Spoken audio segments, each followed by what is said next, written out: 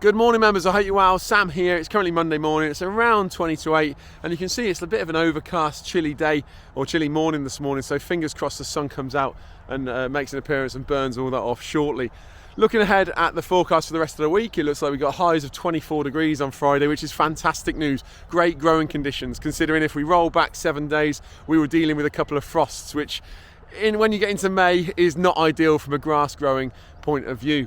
We've got lots going on out on the golf course this morning. We're cutting greens, cutting approaches, doing a full rake, doing a full divot, and we've also got a couple of members of staff who are helping out at the US Open qualifier at Walton Heath this morning for a little bit of experience for them, and hopefully they'll be able to bring some knowledge and wisdom back to add to our golf course as well.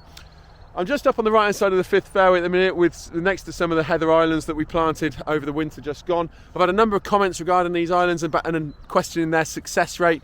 What's important to remember is when we bring in heather sod, we are focusing mainly on that sod and on that turf because there's so much heather seed within that sod. So it's important to remember that's what we're bringing in.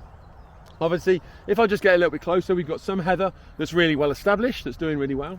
We've got some young heather sprigs that are just coming through, which is great from the seed bed. And obviously, we've also got some woody heather that has now died off, and that will happen. That is all part of the process. And if you remember when we did some heather turfing at the back of the first tee, exactly the same thing happened. So we get some heather that thrives, some heather that dies off. However, it's important to remember that heather seed that's in the sod, that's what will then come through, and that's what we want to bring into sight. So it's not that sort of magic wand of boom, there you go.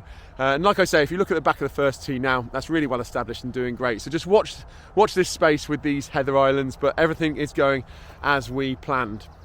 Also, while I've got you, just wanted to touch on fairways and their condition. Obviously, growth over the last number of weeks has been pretty poor. It's been quite a tough act to grow grass in this weather, especially for volumes of golf and expectations out on the golf course. We've spent a lot of time and resource on our greens, tees and approaches over the last few weeks to try and bring them up to where we want them and to try and almost kick on growth manually, if you like. And I think we've had some really good results from that, and hopefully everyone can see the benefit of the resource that we've put into the greens, tees and approaches. Obviously next it'll be onto fairways, and we sort of work our way backwards on the main playing surfaces. So this week we're going to give them a heavy fertiliser, do a lot of work to the fairways to try and kick those on as well.